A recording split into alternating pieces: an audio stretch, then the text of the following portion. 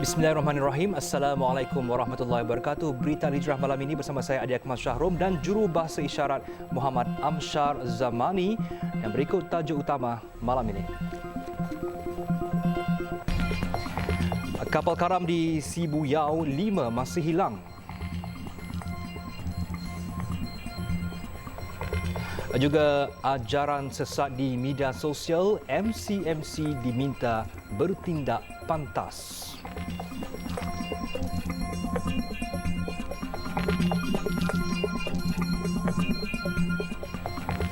Terkini kapal kargo karam terbalik di perairan Pulau Burung, Sebuyau, Sarawak.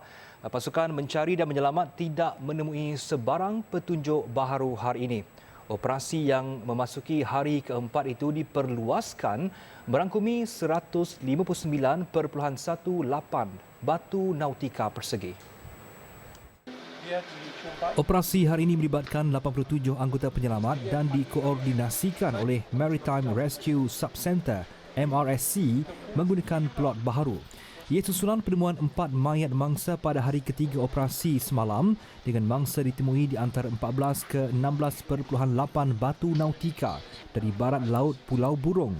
Ketua Polis Daerah Simunjan DSP Wong TQ ketika dihubungi berkata kesemua mayat masih menjalani proses bedah siasat di Hospital Umum Sarawak di Kuching. Proses pengecaman mayat melibatkan ahli keluarga hanya akan dilakukan selepas kesemua mayat ditemui atau sehingga operasi SAR ditamatkan bagi mengelakkan salah tuntut. Proses mencari dan menyelamat masih digiatkan untuk mengesan 5 lagi mangsa melangkaui 15 batu nautika persegi dari Pulau Burung ke arah barat laut. Pada 19 Julai lalu, kapal kargo MV Tung Sung dengan muatan batu berlayar dari Kuching ke Sibu bersama 8 anak kapal termasuk seorang kapten sebelum dilaporkan karam dan terbalik.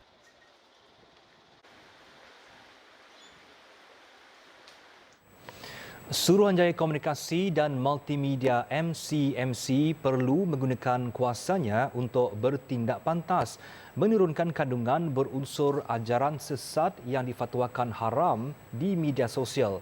Menteri di Jabatan Perdana Menteri Hal Ehwal Agama, Datuk Dr. Muhammad Naim Mokhtar berkata, kandungan itu wajar diturunkan lebih awal sebelum dikongsi lebih banyak pihak kerana perkara itu merupakan matlamat utama penyebaran ajaran berkenaan. Kalau dah ada fatwa tentang sihat ni yang ajaran sesat, jadi kita harap macam MCMC diorang ada kuasa kan untuk turunkan cepat-cepatlah sebab ini dah tahu, dah saya pun dah sebut Jawatan Kuasa Fatwa dah sidang, dah buat ketetapan ajaran sihat ni bertentangan dengan akidah ajaran sesat. Jadi tak perlu lagi lah sebab dah ada fatwa. Jadi diorang dah boleh terus turunkan lah. Beliau ditemui selepas majlis peluncuran hadis sahih Al-Bukhari peringkat kebangsaan di Masjid Putra Putrajaya yang dirasmikan oleh Perdana Menteri Datuk Seri Anwar Ibrahim. Tambah Datuk Dr. Muhammad Naim, bagi membantu pihak MCMC, pihaknya akan menempatkan seorang kader atau pegawai hal ehwal agama Islam di MCMC bagi memantau isu berkenaan.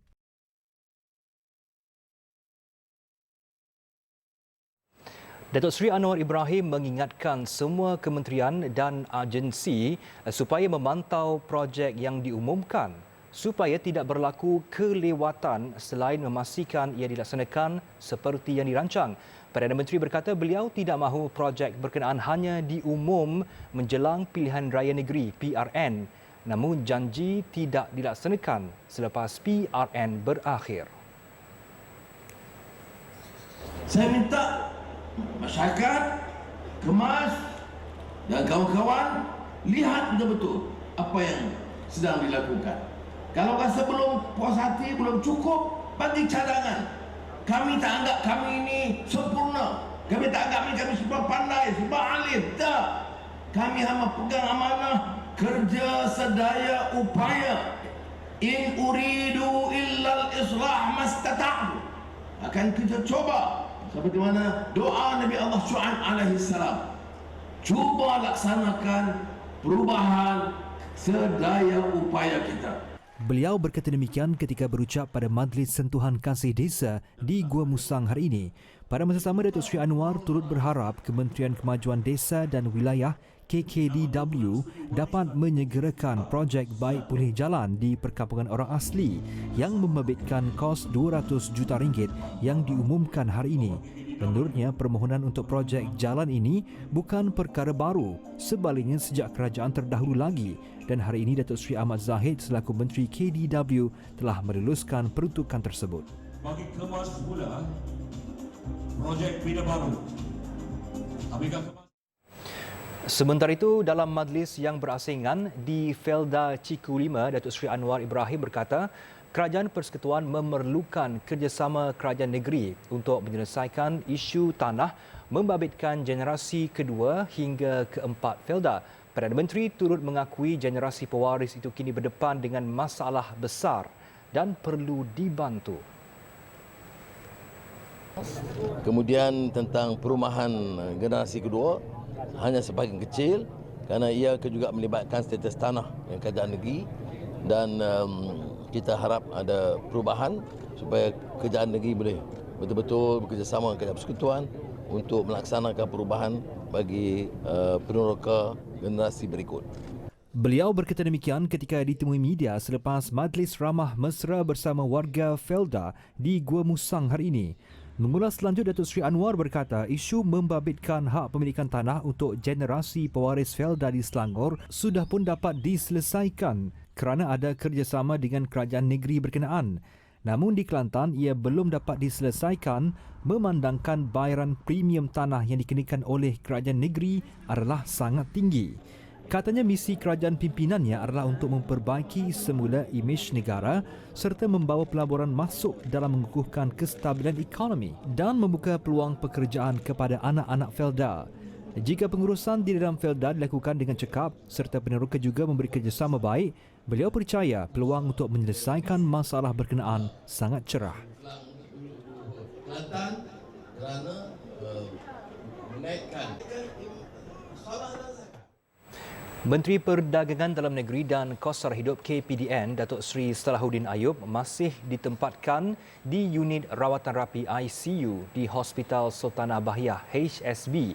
Menteri Kesihatan Dr. Zaliha Mustafa berkata, ahli parlimen pula itu juga dilaporkan berada dalam keadaan agak kritikal namun stabil selepas menjalani pembedahan.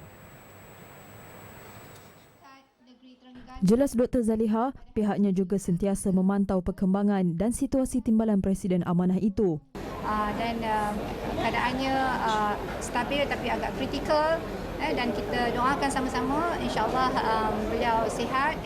Pembedahan yang telah dilakukan semalam alhamdulillah berjaya, dan kita sedang pantau situasi beliau di ICU lah masih di ICU. Masih di ICU. Perdarahan otak itu disebabkan oleh darah tinggi ke apa? Itu saya tak boleh disclose yang itu ya.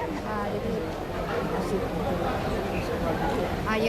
jadi seperti yang saya sebut tadi, dia masih di ICU dalam pemantauan rapi pasukan-pasukan perubatan kita lah. Beliau berkata demikian selepas program Madani Afiat N1 Our Malaysia Clean Up peringkat negeri Terengganu 2023 di Kuala Terengganu hari ini.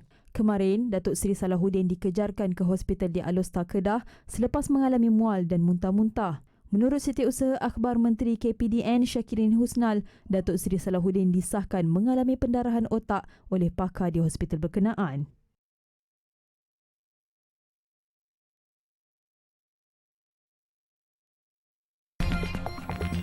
Jualan rahmah sentiasa dinanti.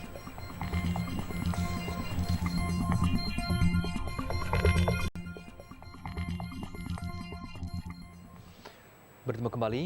Penganjuran Karnival Harmoni Madani 2 hari yang diadakan di Masjid Al-Imam Al-Ghazali, Bandar Manjalara menerima sambutan positif dalam kalangan mu'alaf dan masyarakat bukan Islam. Timbalan Pengarah Pengurusan Jabatan Agama Islam Wilayah Persekutuan Jawi, Rashinah Abdul Hamid berkata, program julung kali itu bertujuan menarik minat pelbagai golongan masyarakat untuk menghayati mesej keindahan Islam melalui pendekatan dakwah bilhal.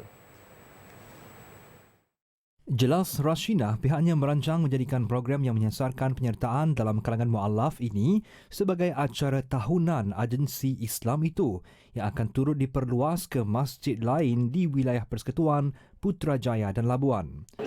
Memandangkan ini julung kali, memang kita ada sebanyak tadi saya mention 91 menyebabkan 91 buah masjid, dan kita akan kembangkan lagi mungkin selepas ini kita buat penggiliran di masjid-masjid yang lain untuk kita cater penduduk setempat yang juga terdiri daripada mualaf-mualaf setempat serta juga turis-turis setempat.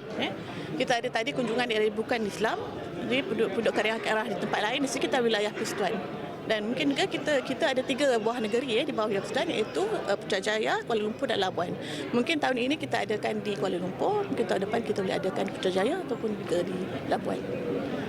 Sebanyak 18 aktiviti dirangka sepanjang 2 hari karnival berlangsung, antaranya seminar pemantapan ibadah, gubahan, kuis, dialog harmoni, masjid tua, persembahan kebudayaan dan pertandingan tilawah Al-Quran dan azan, selain menjungkil bakat para mualaf khususnya dalam bidang keagamaan.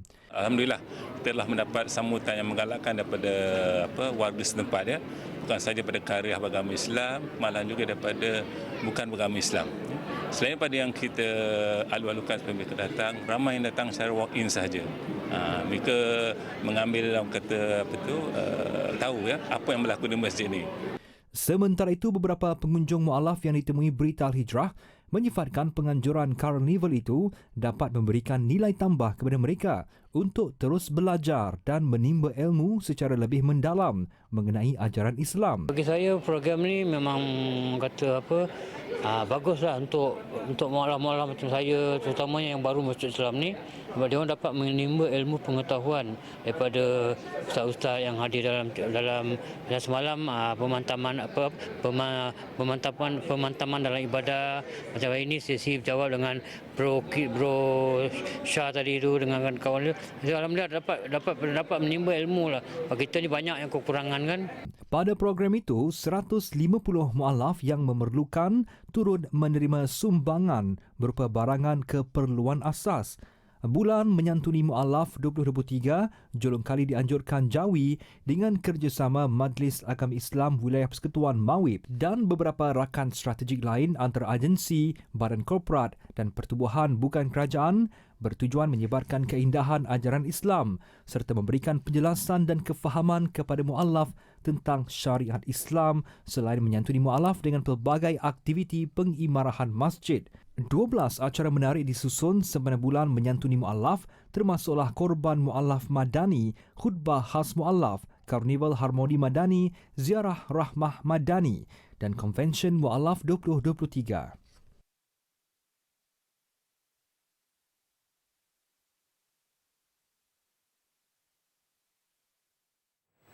Belia Islam kini dilihat semakin menyedari kepentingan hadis sahih Al-Bukhari. Menurut Menteri di Jabatan Perdana Menteri Hal Ehwal Agama, Dato' Dr. Naim Mukhtar, sumber rujukan kedua umat Islam selepas Al-Quran itu wajar dipelajari terutama golongan muda bagi melahirkan generasi bertamadun. Jelas beliau, kehadiran ramai belia di majlis perasmian Sahih Bukhari di Putrajaya semalam membuktikan minat mereka untuk mendalami ilmu berkenaan. Jadi majlis yang kita buat malam ini dan kehadiran dua muhaddis dunia yang terkemuka di dunia sudah tentu akan menggalakkan khususnya golongan belia. Kalau kita tengok pada malam ni pun ramai di kalangan anak muda yang hadir pada majlis ni. Semoga mereka ni dan saya rasa yang menonton secara live pun FB pun agak ramai. Jadi mereka ni akan menyuntik semangat pada bila Syekh Abu Bakar Ahmad sebut tadi bahawa Bukhari ni, Sahih Bukhari ni adalah sumber yang kedua selepas daripada Quran. Jadi ilmu yang disampaikan ini sudah tentu akan menyuntik semangat anak-anak muda lah untuk belajar dan mentelaah Sahih Bukhari ni, insya-Allah. Selain majlis perasmian dan peluncuran Sahih Al-Bukhari peringkat kebangsaan, turut diadakan syarahan ilmu yang disampaikan oleh Mufti Besar India Al-Alamah Syekh Abu Bakar Ahmad. Dalam majlis sama turut diadakan majlis menandatangani memorandum persefahaman MOU antara Kolej Universiti Yayasan Pahang UCYP dan Universiti Jamiah Markaz India.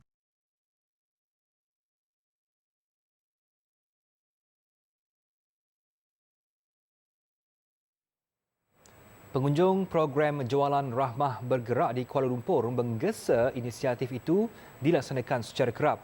Ketika ditemui kru Berita Al-Hijrah, pengguna berharap program itu dapat diadakan di banyak lokasi bagi memudahkan golongan sasar terutama B40 mendapatkan barangan keperluan dengan harga murah dan mengurangkan beban mereka. Tinjauan kru di program Jualan Rahmah Bergerak dekat PPR Ampang Hiliran mendapati pengunjung hadir seawal jam 7 pagi.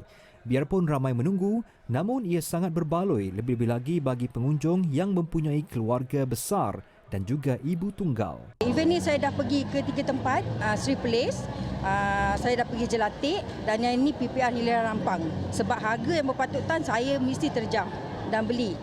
Memang sangat patut kena ada selalu. Dan at least kalau buat akan tolong rakyat. Antara barangan yang mendapat permintaan tinggi ialah ayam, daging, ikan, beras, minyak masak dan telur ayam. Bagi akak seronok lah, gembira lah dapat macam ni kerajaan membantu kita kan sebab dalam keadaan barang semua naik, barang mahal. Bagi kita yang B40 ni memang mengharapkan sangatlah program-program macam ni. Memang nampak banyak beza lah macam ayam, kalau kat luar seekor kita dapat dalam dekat RM20, 20 lebih kan. Macam kat sini dapat RM10 kira okey lah, Alhamdulillah lah. Beras pun sama, beras kat luar sekarang 5 kilo dah RM16, sini RM10. Okeylah. Untuk KPDNK hari ini baru hari pertama, kali pertama buat program kat sini. InsyaAllah kalau ada lagi akak akan join. Akak memang syorkan lah, memang galakkan ya. Program macam ni selalu adakan kat sini. Program Jualan Rahmah Bergerak anjuran Kementerian Perdagangan Dalam Negeri dan Kos Sara Hidup KPDN Wilayah Persekutuan Kuala Lumpur dilaksanakan selama 33 hari dekat 11 kawasan parlimen sekitar Ibu Negara bermula 24 Jun lalu hingga 1 Ogos ini. Program memberi manfaat itu meringankan beban perbelanjaan golongan B40. Sebanyak 12 jenis barangan keperluan asas utama dijual dengan diskaun maksimum 30%.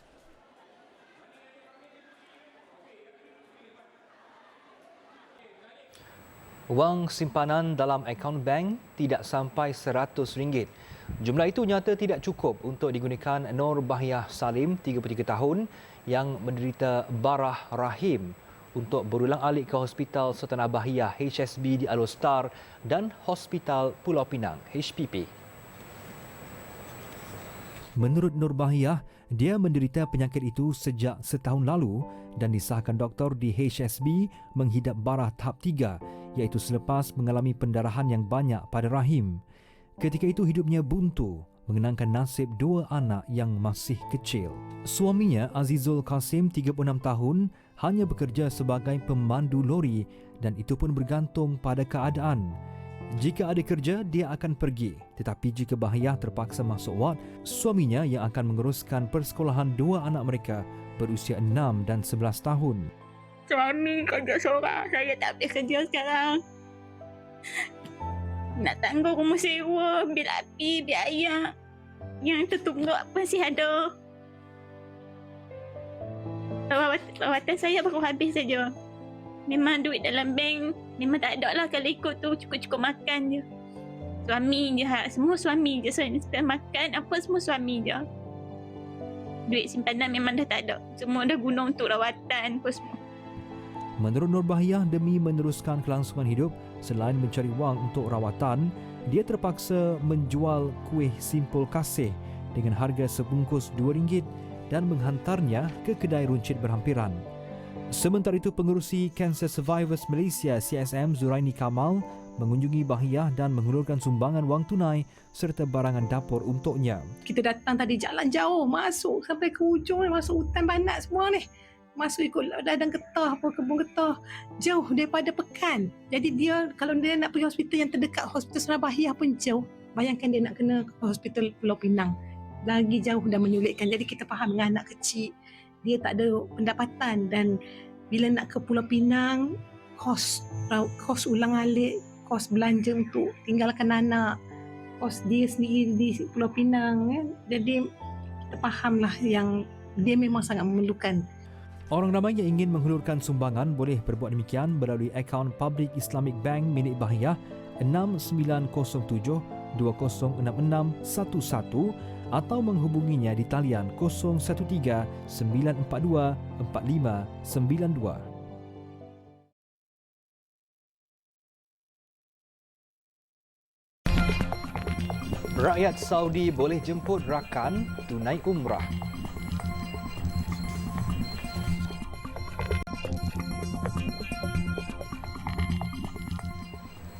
Bertemu kembali.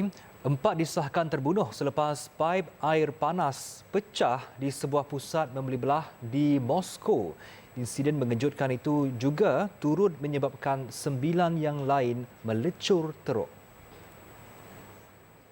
Perkhidmatan Kecemasan mengesahkan bahawa kesemua mangsa yang meninggal dunia adalah pekerja hypermarket Global Gourmet yang terletak di tingkat bawah pusat membeli belah itu.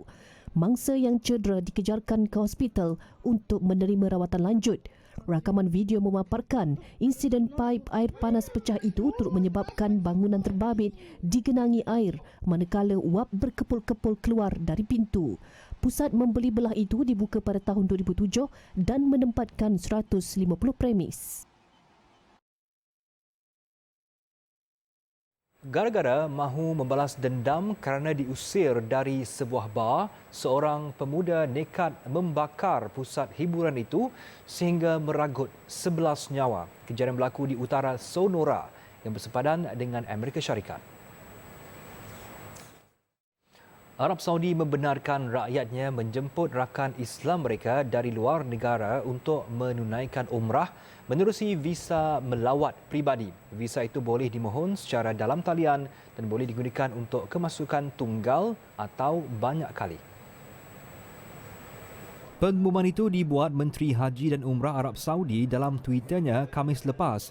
Memetik laporan Arab News, kemasukan tunggal sah digunakan selama 90 hari, manakala kemasukan berulang boleh bertahan selama setahun. Kemasukan berulang membenarkan pemegang visa duduk di negara itu sehingga 90 hari bagi setiap kunjungan. Selain menunaikan umrah di Masjidil Haram dan ziarah Masjid Nabawi di Madinah, pengunjung juga boleh melawat beberapa pusat pelancongan lain di seluruh Arab Saudi. Kemarin, Presidensi Umum bagi Hal Ehwal 2 Masjid Suci mengumumkan negara itu sudah bersedia menerima kumpulan jemaah pertama bagi musim umrah tahun ini. Ibadah umrah bermula beberapa minggu selepas selesai ibadah haji bagi mengurangkan kesesakan di semua lokasi penting dan lapangan terbang. Greece merekodkan cuaca paling panas sepanjang minggu ini dengan suhu melonjak melebihi 40 darjah Celsius. Pengarah penyelidik di Pusat Pemantauan Cuaca Nasional Greece, Kostas Lagovardos berkata negara itu dilanda gelombang haba selama 11 hari dan dijangka berterusan selama beberapa hari lagi.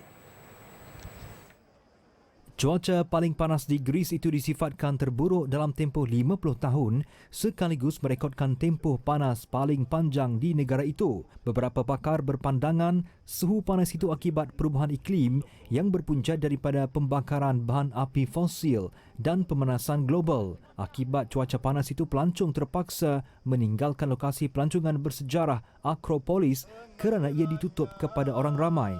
Gelombang haba di Greece sebelum ini adalah pada 1987 di mana suhu panas teruk melebihi 39 darjah Celsius selama 11 hari. Dalam peritu, gelombang haba luar biasa di seluruh selatan Amerika Syarikat dijangka menjadi lebih buruk dalam beberapa hari akan datang. Suhu tertinggi 46 darjah Celsius diramalkan berlaku di Phoenix, Arizona yang sudah pun merekodkan kepanasan setinggi 43 darjah Celsius selama 3 minggu berturut-turut.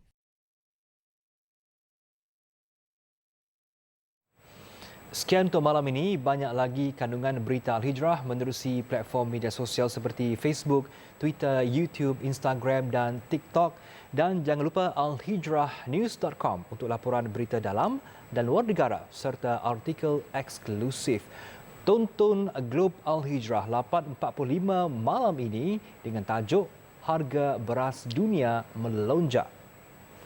Saya Adik Masyarom dan jurubahasa isyarat Muhammad Amsyar Zamani sertakan ummah dengan ilmu bagi memperkasa Malaysia Madani. Assalamualaikum.